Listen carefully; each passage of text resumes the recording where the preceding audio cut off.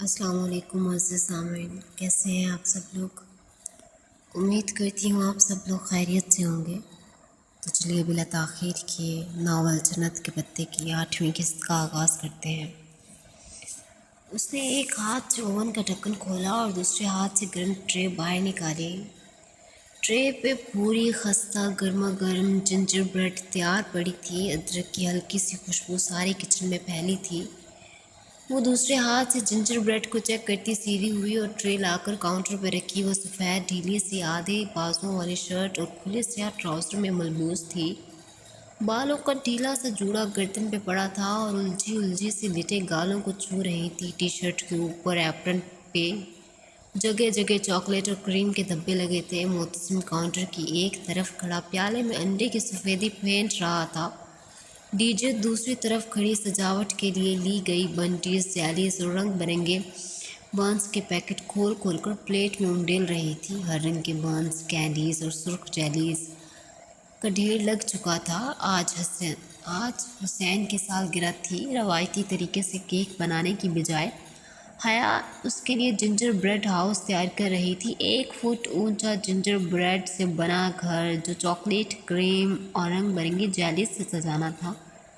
وہ پچھلے 4 گھنٹے سے لگی ہوئی تھی اور اب بالآخر اس کے جنجر بریڈ کے 6 ٹکڑے بیک ہو چکے تھے، 4 دیواروں کے لیے اور 2 مخروطی چھت کے لیے۔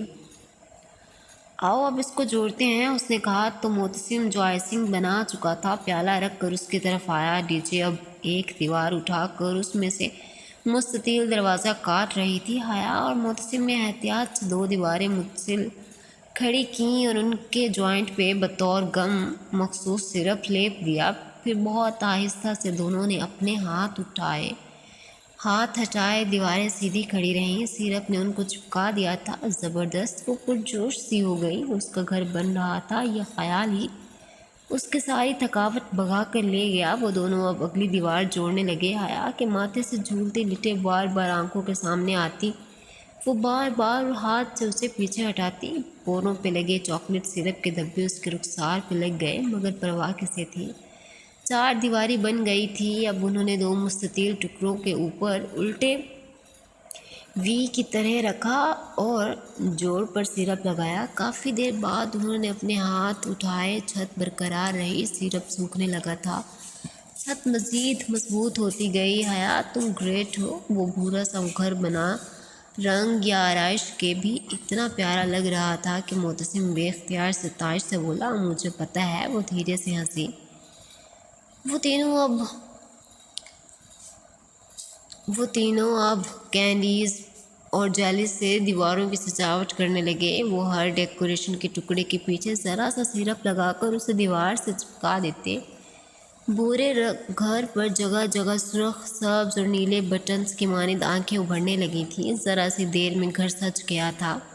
ڈی جے نے سفید کریم سے کھڑکیوں کی چوکور اور چوکھٹیں بنائیں اور اندر نیلی کریم کا رنگ بھر دیا۔ اب استنبول کی برف باری کا مزہ اپنے گھر کو بھی چکھائیں۔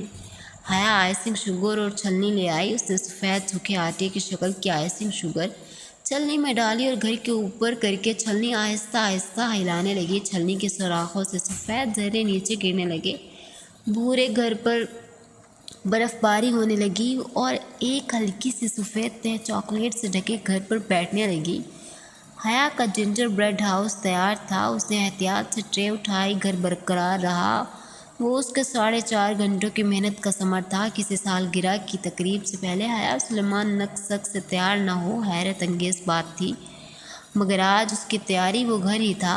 اسے اپنے رف لیے ایپرن اور چہرے پہ لگے دھبوں کی پرواہ نہیں تھی۔ اس کی ساری توجہ ٹرے پہ رکھے جنجر بریڈ ہاؤس پہ تھی۔ وہ ڈی جے اور معتصم کے پیچھے چلتی کامن روم میں داخل ہوئی۔ وہاں فاصلے پہ گول میزوں کے گرد کرسیوں کا پھول بنے تھے۔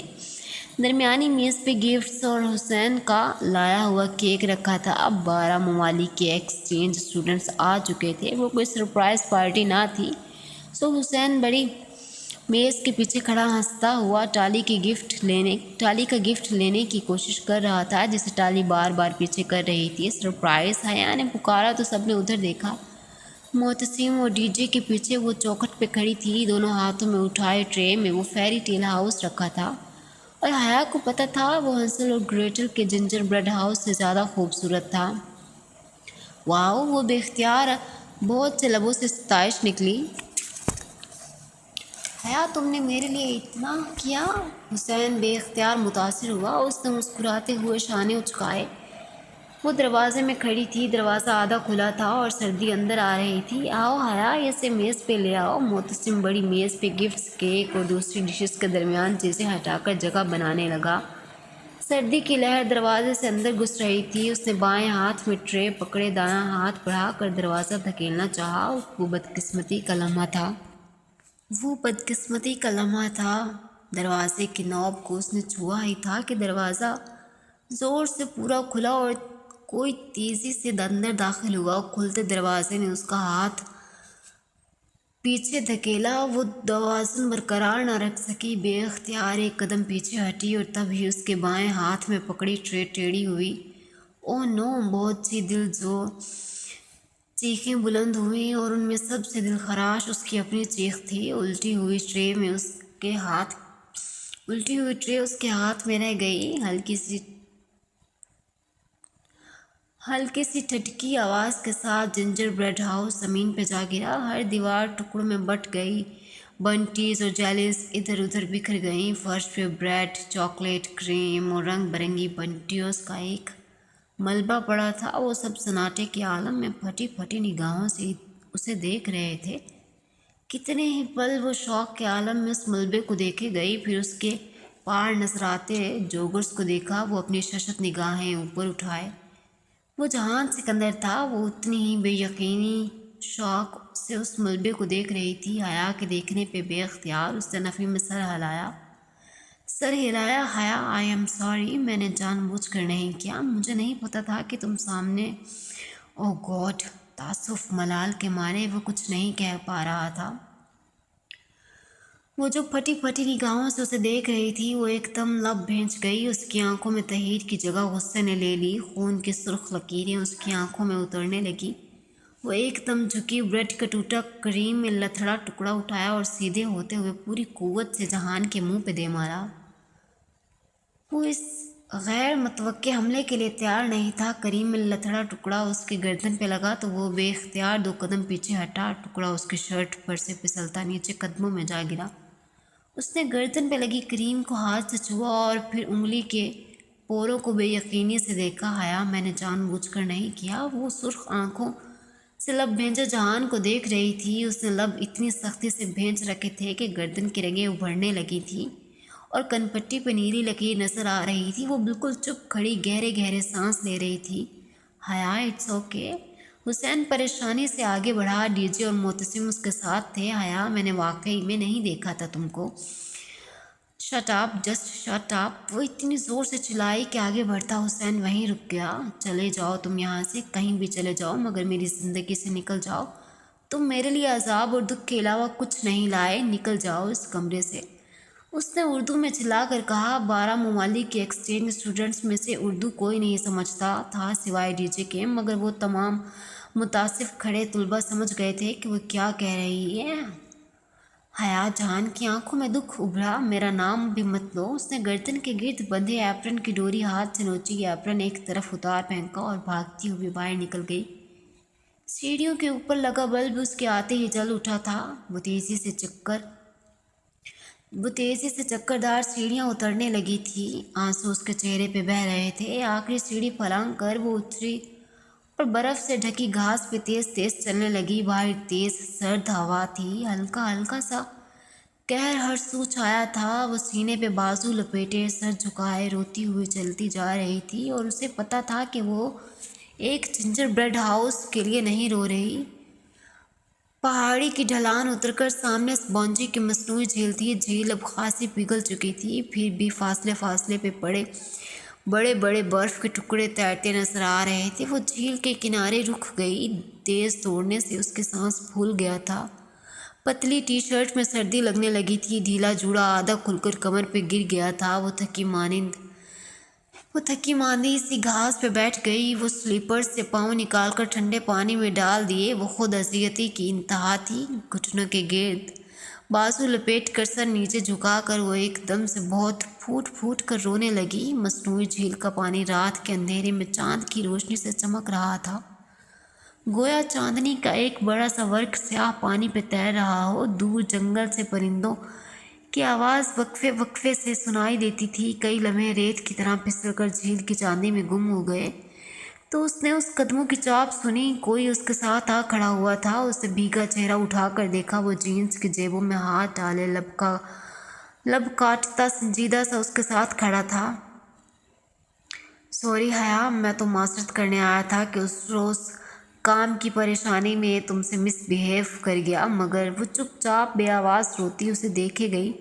आई एम रियली सॉरी, मैंने तुम्हारा इतना नुकसान कर दिया। मैंने तुम्हें देखा नहीं था, मुझे मालूम नहीं था कि तुम दरवाजे के पार खड़ी हो। मैंने तुम्हारा बढ़ा हुआ हाथ नहीं देखा था। अपनी दानिश में मैं बहुत तेज़ चल रहा था और अनजाने में तुम्हारा हाथ धकेल दिया, तुम्हारी सारी रियासत ज़ाया कर दी। शायद वो सिर्फ जिंजर ब्रेड हाउस की बात कर रहा था, या शायद उनके ताल्लुक़ की। वो अभी कुछ भी सही या गलत समझना नहीं चाहती थी। मगर मैं दावा करूँगा, मदावा। उसके बहते आंसू पल भर को थमे। हाँ, मैं तुम्हें बिल्कुल ऐसा जिंजर ब्रेड हाउस बना कर ला दूँगा। उसका दिल चाहा वो फूट फूट कर फिर से रो दे। माय फुट जहान सिकंदर। वो एक झटके से उठी और गीले पैर पानी से निकाल कर स्लीपर्स में डाले। मेरी ज़िंदगी में जिंजर ब्रेड हाउस से बड़े मसाइल हैं। वो तेज़ी से पलटी तो ढीले जूड़े का आखिरी बल्ब भी खुल गया और सारे बल आबशार की तरह कमर पे सीधे गिरते गए। वो तेज़ तेज़ कदम उठाती ऊपर ढलान पे चढ़ने लगी। जहाँ लब काटता उसे दूर जाते देखता रहा। वो तकिए से टेक लगाया, पाँव लंबे किए कंबल में लेटी थी। दोनों हाथों से मोबाइल थामे वो गेम खेल रही थी। साथ वाले बंक पे टाली मुंह पे तकिया रखे सो रही थी। चेरी स्टडी रूम में थी। खदीजा नीचे अपने बंक की कुर्सी पे बैठे मेज़ पे रखे लैपटॉप की कुंजियों पे उंगलियां चला रही थी। हसैन की बर्थडे जिंजर ब्रेड हाउस टूटने से ख़राब नहीं हुआ। उसका बर्थडे तुम्हारे ओवर रिएक्शन से ख़राब हुआ है। तुमने अपने कज़न के साथ अच्छा नहीं किया, उसका कसूर नहीं था। उसने तुम्हें वाकई नहीं देखा था। अगर तुम थोड़ा सा जब्त कर लेती और खुले दिल से अपने कज़न को वेलकम करती तो हम उसी टूटे जिंजर ब्रेड हाउस को यादगार बना लेते। उसे एक दूसरे के चेहरों पर मिलते, उसके साथ तस्वीरें खिंचवाते और क्या कुछ ना करते। चीज़ें वक्ती होती हैं, टूट जाती हैं, बिखर जाती हैं। रवैये दायमी होते हैं, सदियों के लिए अपना असर छोड़ जाते हैं। इंसान को कोई चीज़ नहीं हरा सकती जब तक वो खुद हार ना मान ले। और तुमने आज एक टूटे हुए जिंजर ब्रेड हाउस से हार मान ली। लैपटॉप की स्क्रीन पे निगाहें जमाए डीजे तेज़ी से कुछ टाइप करती कह रही थी। हया उस तरह बबल चबाती मोबाइल के बटन दबाती रही। तुम्हारे जाने के बाद सब इतने शर्मिंदा थे कि मत पूछो किस तरह मैंने बमुश्किल सबको मनाकर हुसैन से केक कटवाया। दफ्तन हया का मोबाइल बजा तो नीचे खामोश हो गई। हया ने लब भेजी, स्क्रीन को देखा। वहाँ जहान का मोबाइल नंबर लिखा आ रहा था। चाहने के बावजूद वो कॉल मुस्तरद ना कर सकी। क्या है? उसने फ़ोन कान से लगाकर बहुत आहिस्ता से कहा। अभी तक खफा हो? वो एकदम इतनी अपनाइयत से पूछने लगा कि वो लब काट कर रह गई। हलक में आँसुओं का गोला साटकने लगा। खफा होने का इख्तियार अपनों को होता है, मुझे ये इख्तियार कभी किसी ने नहीं दिया। इतने लंबे मुकालमे मत बोलो, मुझसे अब सर्दी में नहीं खड़ा हुआ जा रहा, फ़ौरन बाहर आओ। वो एकदम उठ बैठी। तुम कहाँ हो? आंसू गायब हो गए। तुम्हारे रूम के बाहर बालकोनी में खड़ा हूँ। मेरे अल्लाह, तुम अब तक यहीं हो? वो फ़ोन फेंक कर उठी, तेज़ी से सीढ़ियाँ फलांगी, नीचे उतरी और दौड़कर दरवाज़ा खोला। वो बालकोनी की रेलिंग से टेक लगाया सीने पे बाजू लपेटे खड़ा था। उसे देखकर मुस्कुराया। उफ जहान। हया दरवाज़ा बंद करके उस तक आई। उसने टी शर्ट के ऊपर एक खुला सा स्याह स्वेटर पहन लिया था और बालों का फिर से ढीला जूड़ा बांध लिया था। आंखें हनूस मतवरम थीं। कब से खड़े हो इधर? वो खुफगी से कहती उसके साथ आ खड़ी हुई। जब से तुमने बताया कि तुम्हारी ज़िंदगी में जिंजर ब्रेड हाउस से बड़े मसाइल हैं, मैंने सोचा उनको हल किए बगैर ना जाऊं। चाय तो नहीं पिलाओगी? वो कुछ ऐसे डरते डरते बोला कि वो सारी तलखी भुला कर हंस दी। आओ तुम्हें एप्पल टी पिलाती हूँ, तुम्हारे तुर्की की सौगात है, वरना पाकिस्तान में तो हमने कभी सेब वाली चाय नहीं पी थी। वो दोनों साथ साथ अंदरूनी सीढ़ियाँ उतरने लगे और हम यहीं पी कर बड़े हुए हैं। कितना फ़र्क है ना हम में। वो शायद यूं ही बोला था, मगर किचन का दरवाज़ा खोलती हया ने मुड़कर उसे देखा था। हाँ, बहुत फ़र्क है हम में, उसने तस्लीम कर लिया। उसने हार मान ली, और इंसान को कोई चीज़ नहीं हरा सकती जब तक कि वो खुद। उफ़, ये डीजे के सुनहरी अखवाल भी ना। वो सर झटक कर किचन में दाखिल हुई। एप्पल टी तो ख़त्म है, अब सादा चाय पियो। उसने कैबिनेट खोल कर चंद डब्बे आगे पीछे किए और फिर मायूसी से बताया, दूध निकालो, मैं चाय का पानी चढ़ाता हूँ। वो आगे बढ़ा, देगची ढूंढ ढाँट कर निकाली, उसमें पानी और पत्ती डालकर चूल्हे पर चढ़ाई और चूल्हा जला दिया। वो ऐसा ही था, फ़ौरन उसे काम कर देने वाला। उसके हाथ बहुत सख्त और मजबूत से लगते थे, काम के, मेहनत और मुशक्क़त के आदी। वो इस्तांबुल की वर्किंग क्लास का नुमाइंदा था। अब वो स्लैब पे रखे बर्तन जमा करके सिंक में डाल रहा था। रहने दो जहान, मैं कर लूँगी, तुमने करने होते तो अब तक कर चुकी होती। अब इससे पहले कि पानी सूख जाए दूध डाल दो, बल्कि मुझे दो। उसने प्लेट धोते हुए दूसरे हाथ से दूध का डब्बा उठाया और ख़ुद ही देगची में उंडेल दिया। वो उसे देख कर रह गई। वो खुले नल तले प्लेट खंगाल रहा था, जीन्स और जोगर्स पहने, स्वेटर्स के आस्तीने कोहनियों तक मोड़े। वो टॉक्सिम स्क्वेयर्स की मेट्रो में मौजूद उस एग्जेक्टिव से कतन मुख्तलिफ लग रहा था जिससे चंद हफ्ते कबल हया मिल चुकी थी।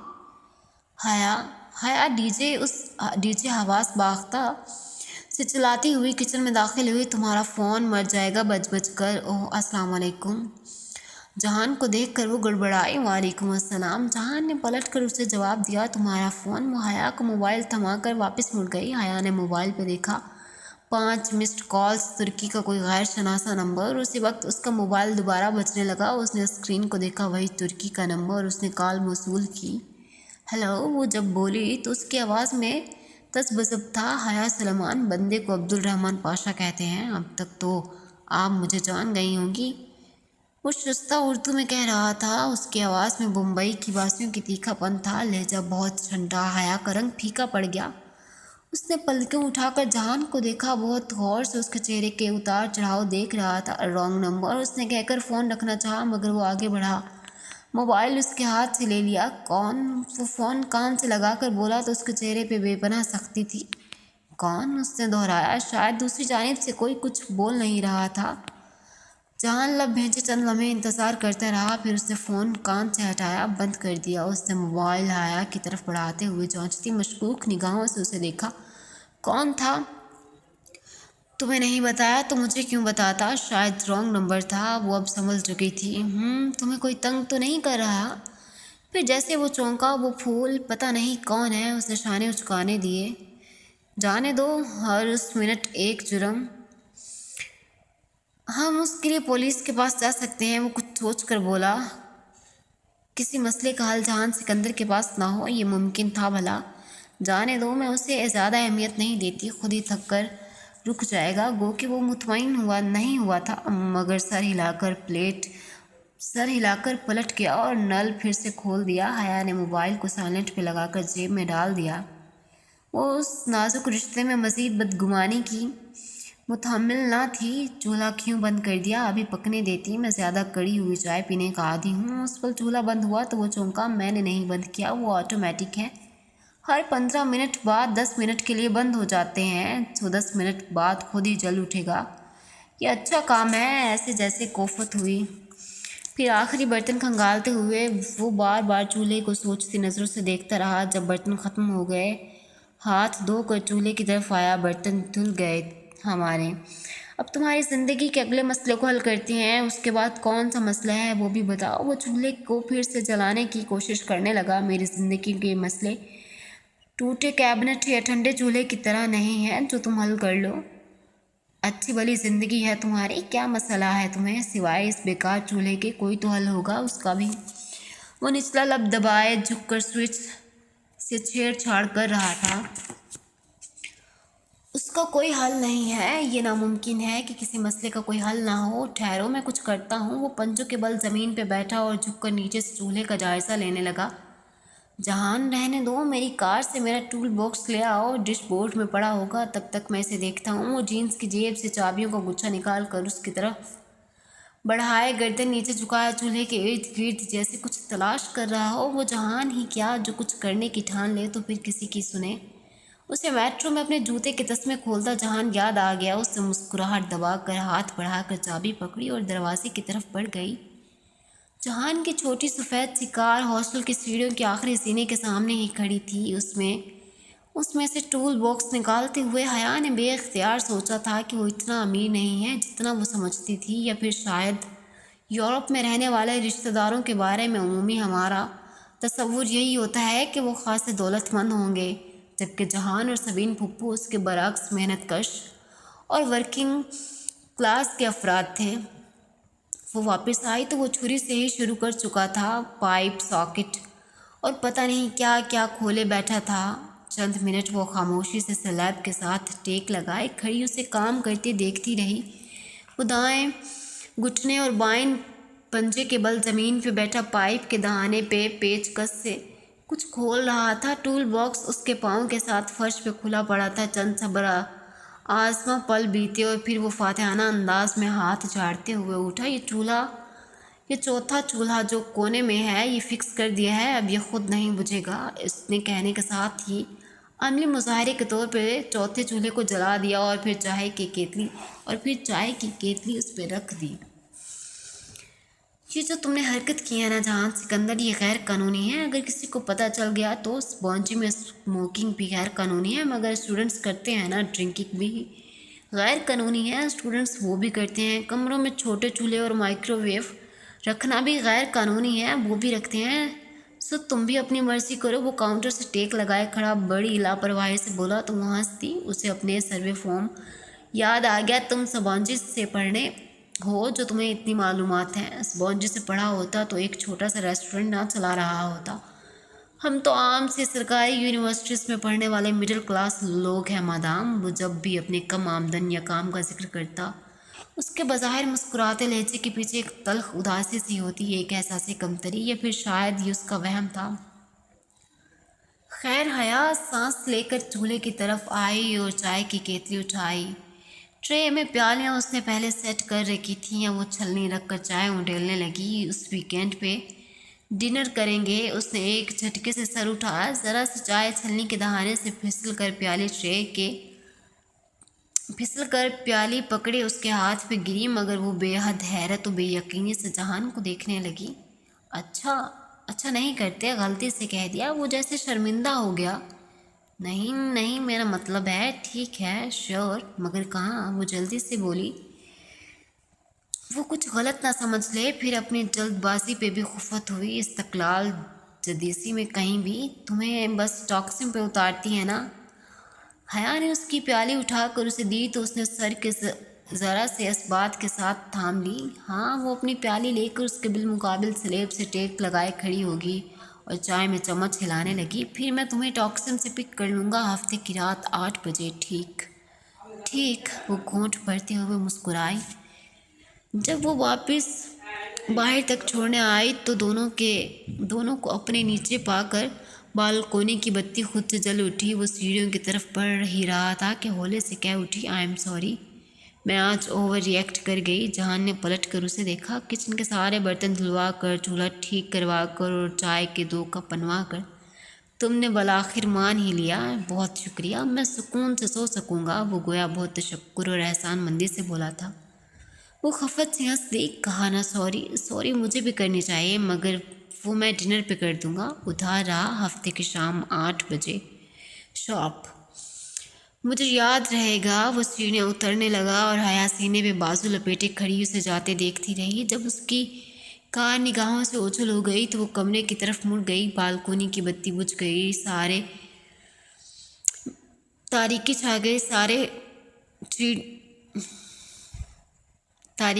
گئی۔ ڈی جے وہیں کرسی پہ بیٹھی لیپ ٹاپ پہ کچھ ٹائپ کر رہی تھی۔ وہ زیر لب کوئی دھن گنگناتے ہوئے کمرے میں داخل ہوئی اور اپنے بنک کے سینے چڑھنے لگی۔ تمہارا کزن بڑا ہینڈسم ہے، ڈی جے نے مصروف انداز میں تبصرہ کیا۔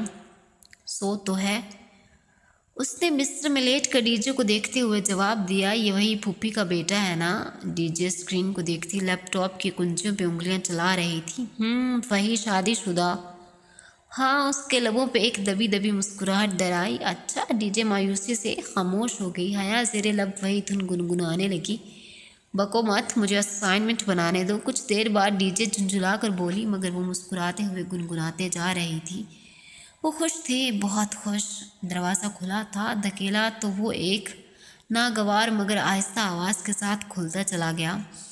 سامنے لاؤنج میں ابدری پھیلی تھی، چھوٹا سا کچن بھی ساتھ ہی تھا جس میں ایک اس کی بیوی کام کرتی ہوئی دکھائی دے رہی تھی۔ ہاشم قدم قدم چلتا ہے کچن کے دروازے پہ آ کھڑا ہوا۔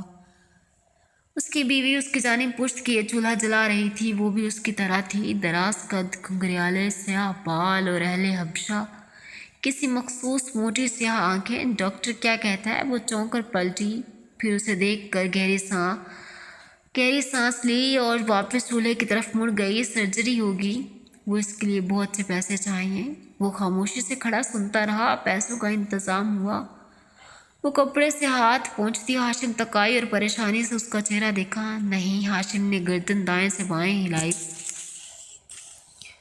تو اب کیا ہوگا؟ ہمیں انہیں چند ہفتوں میں ہزاروں لیرہ جمع کرنے ہیں۔ تم نے پاشا سے بات کی تھی تو کیا کہتا ہے وہ بے قرار ہوئی۔ نہیں دے گا، جو کام میں کر رہا ہوں بس اس کی قیمت دے گا، اوپر ایک قرش بھی نہیں۔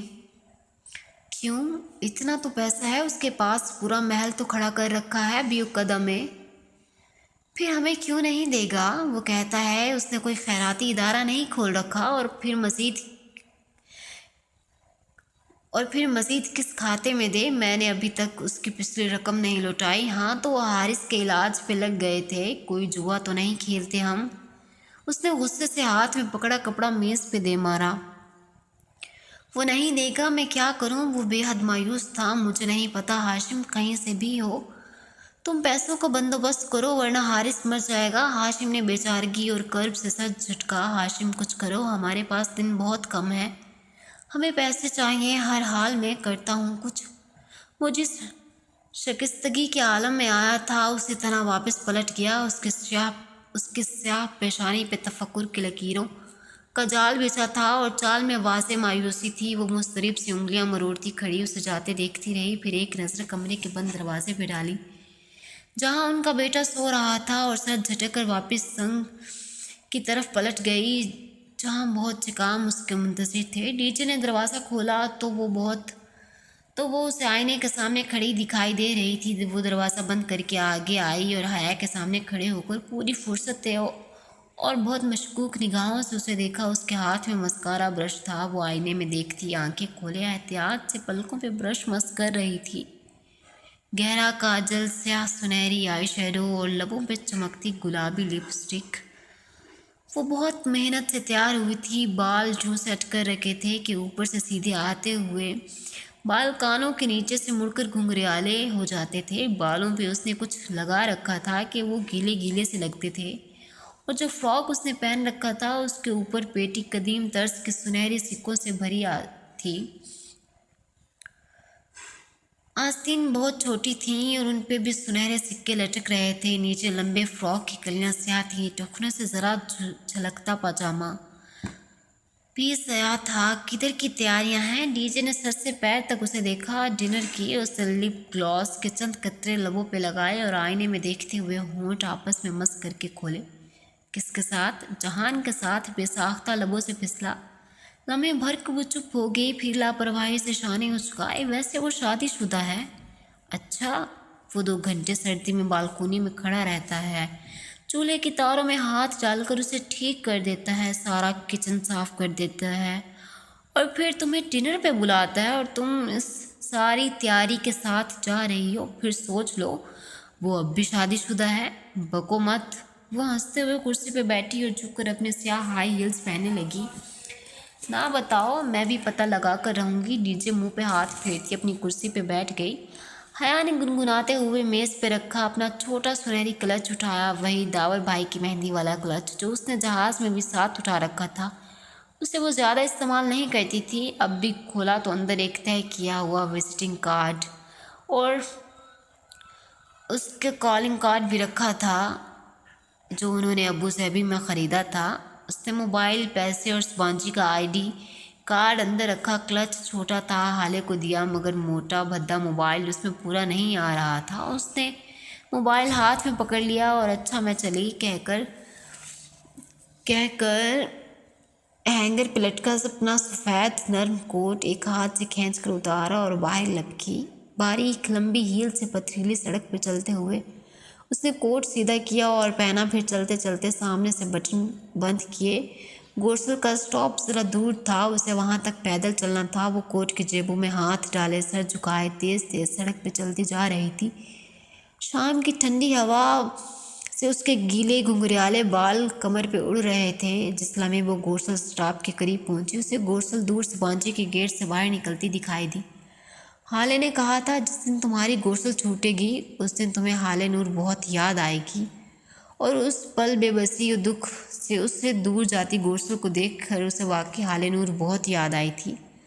उसने जेब से मोबाइल निकाला और जहान को पैगाम लिखा, मेरी गोरसल छूट गई है, मुझे पिक कर लो, मैं स्टॉप पे खड़ी हूँ। वो कितनी ही देर वहाँ सड़क पे टहलती रही, मगर उसका जवाब नहीं आया। शायद उस गरीब के पास जवाब देने का भी क्रेडिट नहीं था। हॉर्न की आवाज़ पे वो अपने हाल में लौट आई, जहाँ एक स्याह चमकती हुई कार उसके ऐन सामने खड़ी थी। ड्राइवर ने बटन दबाकर अपनी तरफ का शीशा नीचे किया और चेहरा ज़रा सा मोड़ कर उसे मुखातिब किया। मादाम सुलेमान, टॉक्सिम स्क्वायर, जहान सिकंदर। तुर्क लबो लहजे में ड्राइवर ने चंद अल्फाज अदा किए तो उसने सर हिला दिया और दरवाज़ा खोलकर पिछली नशिस्त पे बैठ गई। वो यकीनन जहान का ड्राइवर था, गो कि उसने मफलर चेहरे के गिर्द लपेट रखा था और सर पे टोपी भी ले रखी थी। हया बस उसकी एक झलक ही देख पाई थी, फिर भी उसे गुमान गुजरा उसने स्याह फार्म हबशी को कहीं देख रखा है। कहाँ, ये सोचने का वक्त नहीं था। मुस्कुराते हुए, जहान का बहुत शुक्रिया, मैं पहुंच रही हूँ, लिखने लगी। ज़रा उसने निगाह उठाकर बैक व्यू मिरर में एक दो बार देखा भी, मगर ड्राइवर ने उसे कुछ यूँ सेट कर रखा था कि वो अपना चेहरा ही देख सकती थी। टॉक्सिम स्क्वायर पे तारीकी के पंछी ने अपने पर फैला रखे थे और अपनी मुनासिबत से हर सुबत्तियाँ जगमगा रही थी। पूरा स्क्वायर इन मसनूई रोशनियों से चमक रहा था। मुजस्मा आज़ादी के अतराफ से मुखालिफ सिमतों में सड़कें निकल रही थीं। वहाँ हर सू ट्रैफिक का रश था। मुजस्मा आज़ादी के चारों अतराफ से घास का एक गोल कता अराजी उसने घेर रखा था, जैसे किसी फूल के चार पत्तियां हों और हर पत्ते के किनारों की लकीर पे पथरीली रोशनी बनी थी। वहाँ लोगों की खूब चहल पहल थी। ड्राइवर ने स्क्वायर के मुकाबिल एक इमारत की बैरूनी दीवार के साथ गाड़ी खड़ी कर दी। जहान सिकंदर, उसने उंगली से उसी दीवार के साथ साथ दूर इशारा किया जहाँ जहान की सफ़ेद कार खड़ी थी। यूँ कि वो दीवार के उस किनारे पे थी तो ये स्याह कार उस किनारे। उसने दरवाज़ा खोला और बारीक हील एहतियात से बाहर सड़क पर रखी। टॉक्सिम स्क्वायर की उसकी हील्स पसंद नहीं थी, उसे अंदाज़ा था। वो अपनी गाड़ी के साथ ही खड़ा था। बोनट खोल कर वो झुके हुए कुछ तारे जोड़ रहा था। स्याह जैकेट और जीन्स में मलबूस, हमेशा की तरह आम से हुलिये में वो कोट की जेबों में हाथ डाले सहज सहज चलती उस तक आई। वो कुछ गुनगुनाते हुए एक तार को दूसरी तार से जोड़ रहा था। हील की टक टक पे रुका और गर्दन घुमा कर देखा। अस्सलाम वालेकुम। उसे देख कर वो मुस्कुराते हुए सीधा हुआ। वालेकुम अस्सलाम। उस तारीख कोने में क्या कर रहे हो? मेरी कार हर ख़ास मौके पे दगा दे जाती है, आप भी मसला कर रही है। खैर, मैं फ़िक्स कर लूँगा, वो हाथ झाड़ते हुए लापरवाही से बोला। वो तो तुम कर लोगे, मुझे पता है, जहान के पास हर मसले का हल होता है। वो धीरे से हंसी। तुम बताओ, पूरे स्क्वायर में मुझे तलाशते तुम्हें कितनी देर हो गई? वो बस पे आई हूँ और बस पे आई हूँ। नहीं, तुम्हारी भेजी गई शोफर ड्रोन पे कार पे आई हूँ। वो धीरे से हंस दिया। ये तंज करना कहाँ से सीख लिए हैं तुमने? मैं इतना गरीब भी नहीं हूँ कि तुम यूँ मजाक उड़ाओ। वो हंस कर सर झटकता अब मोट बंद कर रहा था। हया ने गर्दन फेर कर पीछे देखा। तवील दीवार के उस सिरे पे वो स्याह कार उसी तरह खड़ी थी। तुम्हें मेरा मैसेज नहीं मिला था? वो कदरे बेचैनी से बोली। मैसेज? जहान ने जब थपथपाई, मेरा मोबाइल कहाँ गया? उसने जेब में हाथ डाला और अपना स्मार्टफोन निकाला, फिर उसके स्क्रीन को उंगली से छुआ। नहीं, उसने स्क्रीन हया के चेहरे के सामने की। वहाँ इनबॉक्स खुला था और हया का कोई पैगाम ना था। हया ने बेख्तियार अपने हाथ में पकड़े फ़ोन को देखकर उस पर पैगाम रुकने का निशान नजर आ रहा था। اس نے جلدی سے بٹن دباتے ہوئے آؤٹ باکس کھولا۔ اس کے دونوں پیغام وہیں پھنسے ہوئے تھے۔ بیلنس ختم تھا۔ ظاہر ہے پھر میسج کیسے جاتا، کوئی خاص بات تھی۔ وہ کار کو لاک کر رہا تھا۔ تم نے مجھے اس پارکنگ ایریا میں ڈنر کرانا ہے یا کسی مہذب جگہ پہ؟ وہ بات بدل گئی کنکھیوں سے۔ اس نے اس لش پش چمکتی سیاہ کار کو دیکھا جو دور کھڑی تھی۔ اسے کس نے بھیجا؟ وہ کچھ بھی سمجھنے سے قاصر تھی۔ اگر یہ کار میرا اتنا وقت ضائع نہ کراتی تو میں اب تک کسی ریسٹورنٹ میں جگہ ڈھونڈ بھی چکا ہوتا، لیکن اب بھی دیر نہیں ہوئی۔ دونوں ساتھ ساتھ سڑک کے کنارے چلنے لگے۔ استقلال اسٹریٹ نامی وہ طویل گلی ٹاکسن اسکوائر کے ساتھ ہی نکلتی تھی۔ وہ ہفتے کی رات تھی، استقلال اسٹریٹ روشنیوں میں نہائی، رنگوں اور کمکموں سے سجی رونق کے عروج پہ تھی۔ وہاں لوگ ہمیشہ کی طرح دونوں اطراف میں تیز تیز چلتے جا رہے تھے۔ گلی کی دونوں جانب چمکتے شیشوں والی شاپس اور ریسٹورنٹ میں خاصا رش تھا۔ وہ آغاز میں ہی دائیں ہاتھ کی قطار میں بنے ایک ریسٹورنٹ میں چلے آئے۔ زرد روشنیوں سے مزین چھت اور جگمگاتے فانوس سے ریسٹورنٹ کے ماحول کو ایک خوابناک سا تاثر دے رکھا تھا۔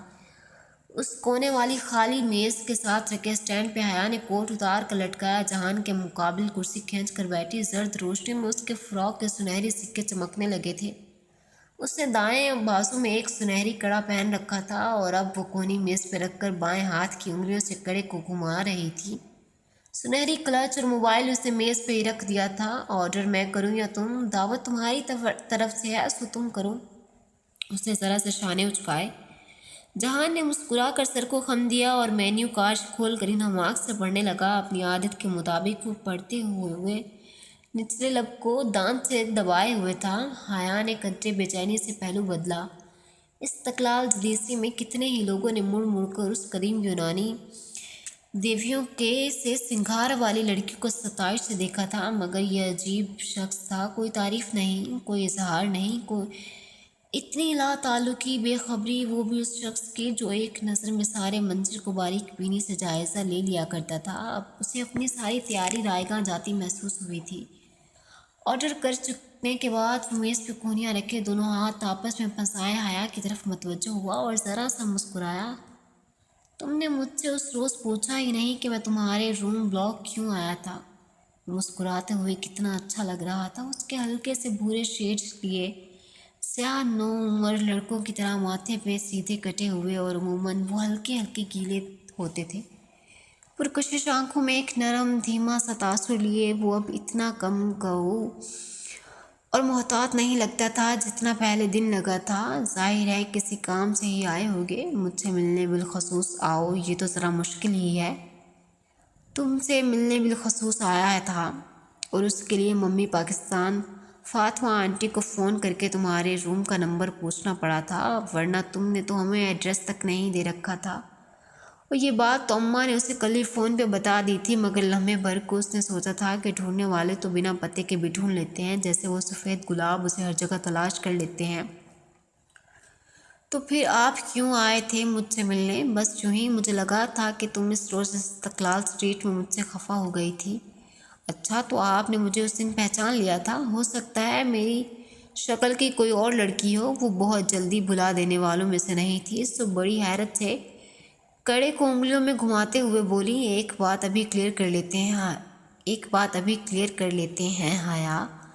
وہ قدرے آگے ہوتے ہوئے سنجیدگی سے بولا، میں بہت ایکسپریسو نہیں ہوں، میں لمبی لمبی باتیں نہیں کر سکتا، پریکٹیکل سا آدمی ہوں، ایسا آدمی جس کو فکر معاش ہمیشہ گھیرے رکھتی ہے۔ میرے پاس بڑی یونیورسٹی کی ڈگری نہیں ہے، میں ایک ریسٹورنٹ چلاتا ہوں جس کی ملکیت میری اپنی نہیں ہے۔ میں کئی سالوں سے اس ریسٹورنٹ کی قسطیں ادا کر رہا ہوں جو کہ پوری ہی نہیں ہو رہی۔ یہ چیز مجھے بہت پریشان رکھتی ہے۔ وہ لڑکی جو اس دن میرے ساتھ تھی وہ میرے ریسٹورنٹ کی عمارت کی آنر ہے اور ہمارے درمیان اس وقت یہی مسئلہ زیر بحث تھا جب تم وہاں آئیں۔ حیا، میں اس دن اتنا پریشان تھا کہ تم سوچ بھی نہیں سکتی۔ وہ میری پراپرٹی ضبط کرنے کی بات کر رہی تھی اور اگر میں اس کی رقم ادا نہ کر پایا تو وہ ایسا کر بھی گزرے گی۔ اسے پریشانی میں تمہارے ساتھ بھی مس بیہیو کر گیا، I am sorry for that. مگر اپنی تمام پریشانیوں میں بھی مجھے اپنے سے جڑے رشتے کا احساس رہتا ہے۔ मैं उनकी परवाह करता हूँ। हया ने समझकर इस बात में सर हिला दिया। अब मैं खफा अब भी खफा हो उस बात पे। वो कदरे तवक्कुफ से बोला, नहीं, मैंने तुम्हें तभी माफ़ कर दिया था जब तुमने किचन के सारे बर्तन धोए थे और चूल्हा फिक्स करके दिया था। वो बेइख्तियार हंस पड़ा, मगर वो जिंजर ब्रेड हाउस मुझ पे उधार है। इससे कबल के वो जवाबन कुछ कहती, एक वेटर उसकी तरफ आया। मैडम सुलेमान। हया ने चेहरा उठा कर देखा और लम्हे भर को पत्थर हो गई। वेटर एक सफ़ेद गुलाबों का बुके मेज़ पे रख रहा था। यह आपके लिए। साथ ही उसने एक दोरिया तय किया हुआ कागज़ हया की तरफ बढ़ाया। लीजिए मादाम। वो जो साकित निगाहों से गुलदस्ते को देख रही थी, चौंकी और मुस्तरिब से अंदाज में वो कागज़ थामा। उसके कदमों से जान निकल चुकी थी। मुअद्दब सा वेटर वापस पलट गया। उसने कपकपाती उंगलियों से कागज़ की तहें खोली। बेसतर कागज़ के ऐन वस्त में अंग्रेज़ी में 3 सतूर लिखे थे। मेरी कार में सफ़र करके यहाँ आने का शुक्रिया, लेकिन असूलन मुझसे लिफ्ट लेने के बाद आपको डिनर मेरे साथ करना चाहिए था, ना कि अपनी कज़न के साथ। From your Valentine. John glass लबों से लगाए घूंट घूंट पानी पीता, पलकें सुकेड़े उसके चेहरे के बदलते रंगों को देख रहा था। कौन बेचता है तुम्हें ये सफ़ेद फूल? वो खासे सर्द लहजे में बोला तो हया ने चौंक कर चेहरा उठाया। चंद लम्हे बेशतर कि गर्म जोशी जहान की आंखों में मफकूद थी। उसके चेहरे पे ये ज़मानों की अजनबियत और रुखाई छाई थी। पता नहीं, और उसे कैसे इल्म हुआ कि हम रेस्टोरेंट में हैं? उसका लहजा चुभता हुआ था। वो खाली खाली निगाहों से उसे देखे गई। कोई जवाब बन ही नहीं पड़ रहा था। दिखाओ। उसने हाथ बढ़ाया और अब हया के पास कोई रास्ता नहीं था। उसने कमज़ोर हाथों से वो कागज़ जहान की तरफ बढ़ा दिया। जैसे जैसे वो तहरीर पढ़ता गया, उसकी पेशानी पे शिकनें उभरती गईं, रगें तन गईं और लब भींच गए। तुम किसकी गाड़ी में टॉक्सी में आई हो? उसने निगाह उठाकर हया को देखा और वो एक निगाह से उसे समझा गई थी कि वो एक मशरकी मर्द था, ताया फुरकान, अब्बा और रुहेल की तरह का मशरकी मर्द। मैं समझी वो तुम्हारी कार ड्राइवर है। मैं समझी तुमने ड्राइवर भेजा है। मेरा ड्राइवर? कब देखा तुमने मेरे पास ड्राइवर? उसने तनफ्फुर से कागज़ को मुट्ठी में मरोड़ दिया। मैं समझी। और उसने कहा, तुम्हारा नाम लिया? उसने ये कहा कि उसको मैंने भेजा है? उसने दो टोक अंदाज में पूछा। हाँ। नहीं यानी कि नहीं? उसने नहीं बताया कि उसे किसने भेजा है। और तुम उसके साथ बैठ गई? हया, तुम यूँ किसी की गाड़ी में कैसे बैठ सकती हो? मैंने कहा ना, मैं समझी वो तुम्हारी कार है। बेबसी के मारे अब उसे गुस्सा आने लगा था। बेकसूर होते हुए भी उसे अपना आप मुजरिम लग रहा था। मेरे पास तुमने दूसरी कार कब देखी? अगर तुम्हें मुझ पे इतनी बेएतबारी है तो लानत भेजती हूँ तुम पर। उसने नैपकिन नोच फेंका और कुर्सी धकेल कर उठी। जो शख्स ये हरकत करता है वो मुझसे पूछ कर नहीं करता। ना इसमें मेरा कोई कसूर है। अगर तुम मुझे इतना ही बुरा समझते हो तो ठीक है, यहाँ अकेले बैठो, अकेले खाओ और अकेले रहो। उसने क्लच यूं हाथ मार कर उठाया कि क्रिस्टल का गुलदान मेज़ से लड़क कर नीचे जा गिरा। छनाके की आवाज़ आई और वो खिच्चों में बच गया। जहान शायद इसके लिए तैयार नहीं था, मगर वो इसके तासुरात देखने के लिए नहीं रुकी। वो तेज़ी से मुड़कर एक तरफ से निकली, स्टैंड पे लटका कोट कॉलर से पकड़ा और तेज़ी से चलती बाहर निकल गई। अगर वो उसके पीछे आना भी चाहता तो अभी जो नुकसान वो करके गई थी उसे पूरा करके ही आता। वो उस कार्रवाई में उसे जितने मिनट लगते उतनी देर में वो वहाँ से दूर जा चुकी होती। इस्तकलाल स्ट्रीट में लोग उसी तरह चल रहे थे। वो उस रश के दरमियान में ही कहीं थी। उसने कोट पहना नहीं, बाजू पे डाल दिया और दोनों बाजू सीने पर लपेटे वो तेज़ तेज़ कदम उठाती चलती जा रही थी। आंसू मतवातर उसकी आंखों से गिर रहे थे। वो उसके पीछे नहीं आया, और अगर आया भी तो वो उस शोर और रश में उसे ना देख पाई, ना ही उसकी आवाज़ सुन पाई। बस उसी तरह चलती रही। इस्तकलाल स्ट्रीट का आखिरी किनारा मुड़कर वो टॉक्सिम स्क्वायर में दाखिल हुई और बिल्कुल सीध में चलती हुई टॉक्सिम पार्क की तरफ बढ़ गई। तारीख पार्क के एक गोशे में वो संगी बेंच वीरान पड़ा था। वो गिरने के इस अंदाज में उस पर बैठी और चेहरा दोनों हाथों में छुपा कर फूट फूट कर रो दी। अना, खुददारी, इज्जत नफ्स और अपनी ज़ात के वक़ार के वो सारे असबाक جو وہ ہمیشہ خود کو پڑھاتی اور یاد دلاتی رہی تھی، آج بہت ذلت کے ساتھ چکنا چور ہوئے تھے۔ وہ شخص کب سے اس کو یوں ذلیل نہیں کرتا تھا، یوں بے مول بے وقت نہیں کرتا تھا۔ اسے ایک موقع بھی یاد نہ آیا، ہمیشہ ہر دفعہ وہ یہی کرتا تھا، یا پھر ایسا ہو جاتا تھا۔ آخر کب تک کیوں چلے گا؟ بہت گرا لیا اس نے خود کو، بہت جھکا لیا، بہت بے مول کر لیا۔ اب وہ مزید نہیں جھکے گی، اب اسے جھکنا پڑے گا، بس آج یہ طے ہو گیا۔ اس نے بے دردی سے آنکھیں رگڑتے ہوئے سوچا، پھر ارد گرد پھیلی رات کو دیکھا تو واپسی کا خیال آیا۔ اس نے گود میں رکھا سنہری کلچ کھولا تاکہ موبائل نکال سکے، مگر اوہ، موبائل تو اس میں پورا ہی نہیں آتا تھا۔ تو وہ اس نے میز پہ رکھا تھا اور کوٹ اٹھائے باہر بھاگی۔ اپنا ترکی والا بھدا موبائل وہ اس ریسٹورنٹ میں چھوڑ آئی تھی۔ اسے ہر حالت میں موبائل واپس اٹھانا تھا، چاہے جہان سے سامنا ہو یا نہ ہو۔ چند منٹ بعد جب وہ ہانپتی ہوئی واپس استقلال اسٹریٹ میں اس ریسٹورنٹ کا دروازہ دھکیل کر اندر داخل ہوئی تو کونے والی میز خالی تھی۔ وہ دوڑ کر اس میز تک آئی، ادھر ادھر چیزیں اٹھا کر اپنا موبائل تلاشا، مگر وہ کہیں نہیں تھا۔ کرسٹل کے ٹوٹے گلدان کی کرچیاں اب فرش سے اٹھا لی گئی تھیں۔ Problem madam? وہ آواز پہ پلٹی تو وہ باوردی ویٹر، جس کی ناک میں موٹا سا تل تھا، متفکر سا کھڑا تھا۔ وہ بوکے اسی نے لا کر دیا تھا۔ میرا موبائل تھا اس میز پہ۔ وہ پریشانی سے گھنگریالے لٹے کانوں کے پیچھے اڑستی ہوئی میز پہ چیزیں پھر سے ادھر ادھر کرنے لگی۔ جی ہاں، پڑا تھا، مگر جب آپ گلدان گرا کر گئیں تو آپ کے ساتھ جو صاحب تھے انہوں نے وہ موبائل رکھ لیا اور مجھے کہا کہ اگر آپ آئیں تو میں بتا دوں کہ وہ فون انہی کے پاس ہے۔ ویٹر نے ٹوٹی پھوٹی انگریزی میں بتایا۔ اوہ اچھا، اس کے تنے ہوئے اعصاب ڈھیلے ہو گئے۔ ملنے کا ایک اور بہانہ۔ وہ چلا گیا۔ جی، وہ بل پے کر فوراً آپ کے پیچھے باہر دوڑے تھے۔ آپ کو نہیں ملے؟ نہیں، شکریہ۔ وہ پورے کے متعلق کچھ پوچھنے کا ارادہ ترک کر کے باہر نکل آئی۔ استقلال اسٹریٹ پہ قدم رکھتے ہوئے اس نے کوٹ پہن لیا۔ اب اسے کافی دیر تک ٹاکسم اسکوائر پہ گورسل کے انتظار میں بیٹھنا تھا۔